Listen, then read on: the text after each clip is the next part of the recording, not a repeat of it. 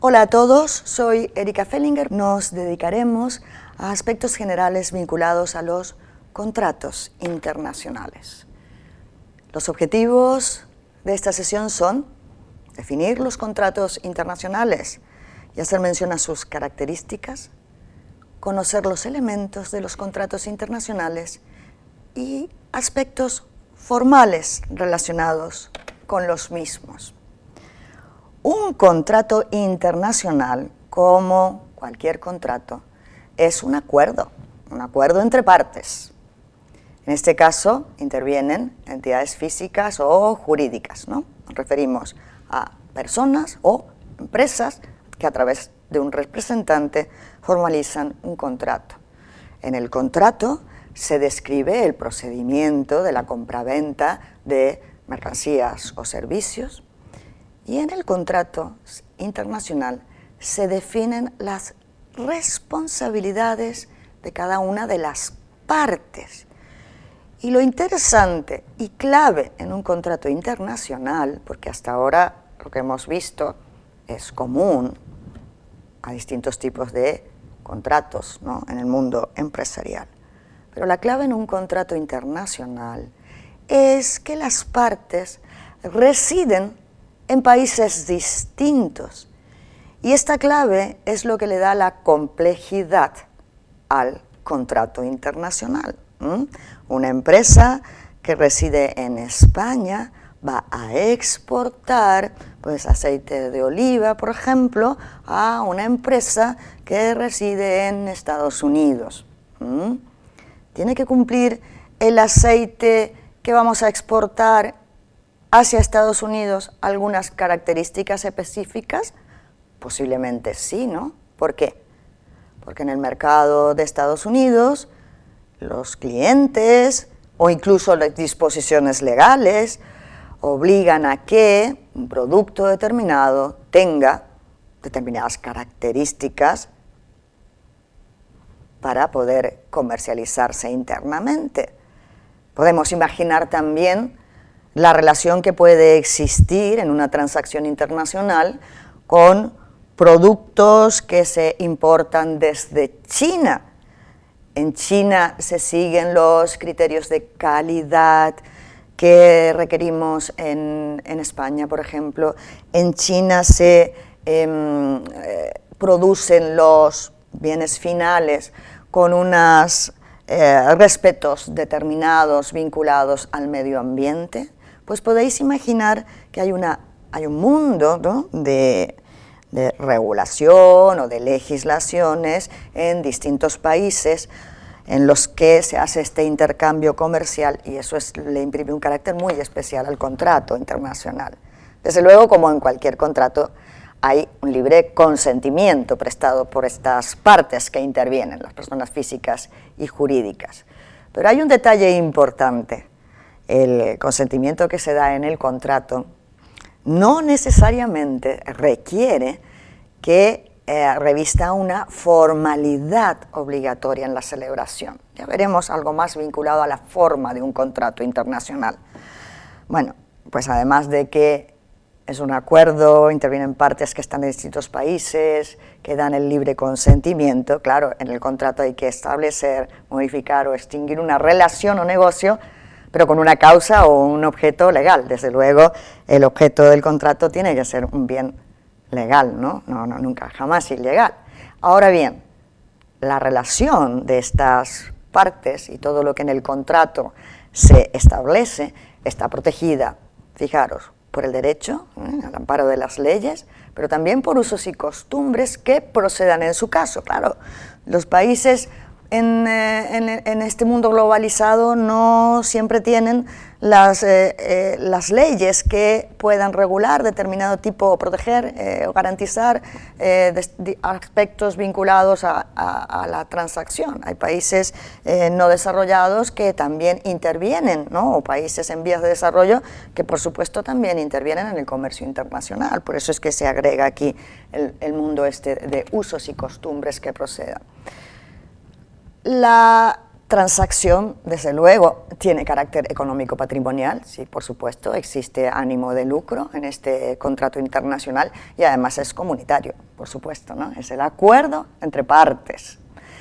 Cada parte, fijaros que es interesante aquí prestar atención a un detalle, cada parte sabe perfectamente cuáles son sus beneficios y obligaciones porque están expresadas en el contrato internacional. Vamos a ver, cuando una empresa exporta bienes, el beneficio que tiene es recibir un precio por esos bienes, pero su obligación es, derechos y obligaciones, la obligación es que los bienes se dirijan al punto, desde el origen hacia el punto final, en todas las condiciones que se habían pactado. Por otro lado, el importador tiene el derecho de recibir los bienes correspondientes con todas las condiciones pactadas, que cumple todas las condiciones pactadas, y tiene la obligación de pagar el precio en los plazos establecidos al exportador. Por ello podemos decir que los elementos sustanciales en un contrato internacional están vinculados a determinar quiénes son las partes del contrato, la definición del objeto o objetivo del contrato y entonces, muy importante, el contenido esencial de los compromisos. Pues bien, las partes en el contrato internacional no solamente son el comprador o importador y el vendedor y exportador, no, es que en las partes también intervienen otras personas jurídicas, podemos decir, ¿no? Organismos oficiales, entidades de crédito, aduanas, entidades de crédito, entidades financieras, distintos tipos de banco, compañías de seguro. Las dos partes que van a acordar el contrato internacional, desde luego, son el comprador, también llamado en el contrato internacional importador, ¿no? Que es quien espera recibir la mercancía en las condiciones acordadas, en todo sentido, ¿no? En calidad, en plazo, etc. ¿Cuál es su objetivo? ¿Cuál es su prioridad? Demorar el pago tanto como sea posible, pero no porque quiera demorar el pago en sentido de una mala acción. No, no, no. Es que naturalmente va a tratar de quedarse sin el dinero, pagar, cuando esté muy seguro de que las mercancías las recibe en función de todas las expectativas que tiene según las condiciones pactadas. El vendedor exportador, justamente, que es quien desea recibir el pago, va a actuar al revés. Su objetivo es lograr la liquidez lo más rápido posible. Sí, claro, lograr la liquidez, obtener el precio que se había pactado, el dinero, lo antes posible. Pues bien, el objeto, ese objeto legal que existe en el contrato internacional, pueden ser bienes o servicios, ¿no? Bienes, pues pueden ser bienes de consumo, pueden ser bienes de equipo, como maquinarias, pueden ser materias primas, por ejemplo, trigo a granel, o soja, para luego convertirse en China en combustible, por ejemplo, pueden ser manufacturas. Y respecto a servicios, que también son objeto del contrato internacional, pues los servicios, como sabéis, son múltiples, ¿no? Servicios de asesoramiento, servicios de ingeniería, servicios financieros, servicios de compañías de seguros, ¿no? Servicios de transporte, etcétera, etcétera. ¿Cuál es el contenido esencial de los compromisos que se plasman en un contrato internacional? Desde luego, ya hemos hablado de las partes, cuidado que cuando hablamos de partes tenemos que identificar perfectamente quiénes son las partes.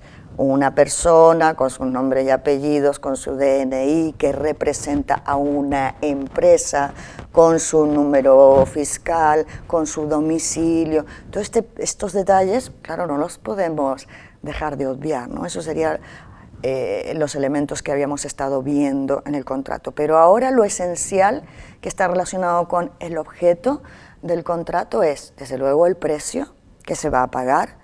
Asociado al precio están las formas de pago, los plazos en los que intervienen, desde luego, o normalmente debo decir, que en las operaciones internacionales generalmente los pagos se realizan a plazo. Cuidado, excepto que, por ejemplo, compremos por internet, personas físicas, un bien o un libro a una empresa, por ejemplo, Amazon.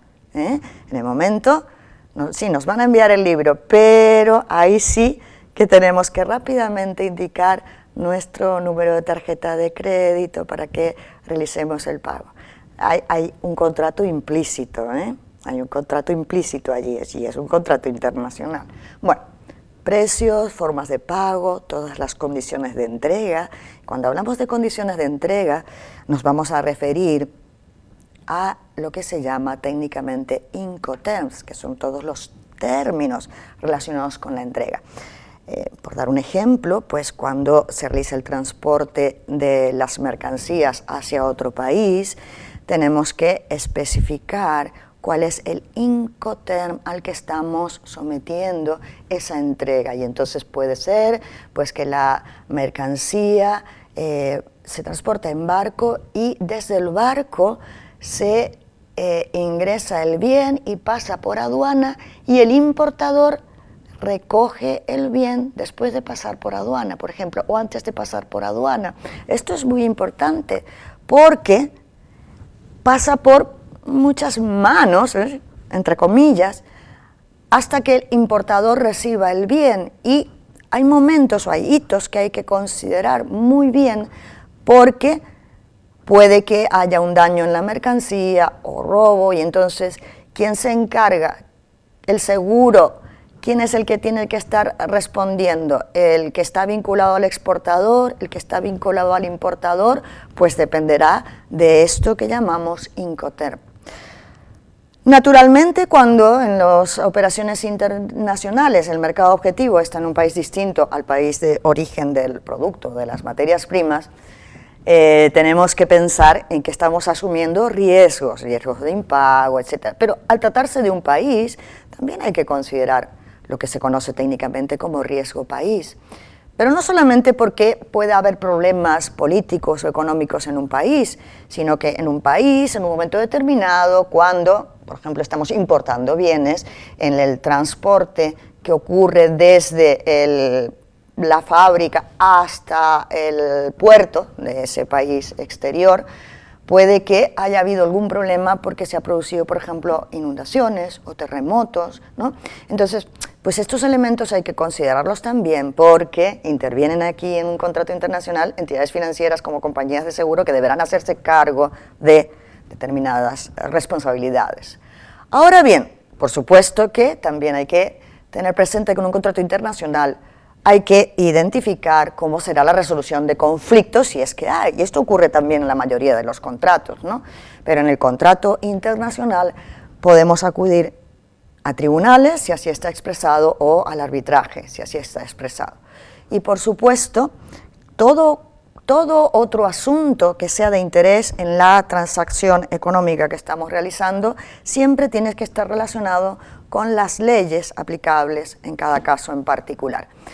Sí es importante tener en cuenta en este tipo de operaciones en las que además de moverse una cantidad ingente de bienes y de distinto tipo de productos muy diversificados, se mueve muchísimo dinero. Y entonces el contrato internacional tiene dos partes, lo que se llama la oferta y la aceptación. Entonces podemos imaginar, tal como la gráfica nos enseña, que es el exportador el que está ofreciendo un bien con unas características determinadas a un precio que han negociado, desde luego. Pues imaginemos que en todo este proceso de oferta hay una negociación entre las partes, se definen todos los principios básicos que hemos adoptado en esa negociación, pero luego esa oferta tiene que estar aceptada por el importador. Es importante que tengamos en cuenta la oferta y la aceptación para poder luego sustanciar el contrato internacional definitivo.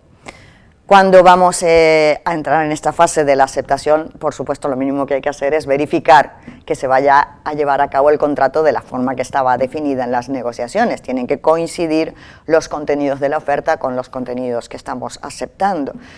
Hay que llevar a cabo, por supuesto, el importador hace una declaración voluntaria recepticia, así se llama técnicamente, y al contrato, por supuesto, no le deben faltar los plazos ciertos y acordados, no puede ser indefinido. Contrato internacional tiene que tener un precio. Ahora bien, hemos hablado de elementos sustanciales, hemos hablado de las características fundamentales de un contrato internacional, y en el mundo de lo formal, curiosamente, no existe obligación legal de que el contrato deba hacerse por escrito. El contrato internacional puede incluso ser verbal. Cuando hablamos de un contrato escrito, pues ya sabéis los medios en que se puede realizar un contrato por escrito o transmitir, ¿no?, para que sea aceptado y firmado, etc. Pues vía telemática, documentos electrónicos, correspondencia, telefax, etc. Pero verbal también se puede realizar por vía telefónica o por videoconferencia, tan de moda en la forma de trabajar actualmente. Ahora bien, por supuesto, dependiendo de las características de la operación, es recomendable que el contrato se haga por escrito, porque pueden surgir conflictos que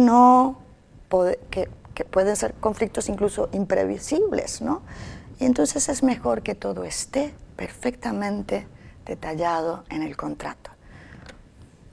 Por otro lado, veréis en otros temas que los distintos tipos de contratos pueden ser de compraventa internacional, contrato de agencia comercial, contrato de distribución, contrato de transferencia de tecnología.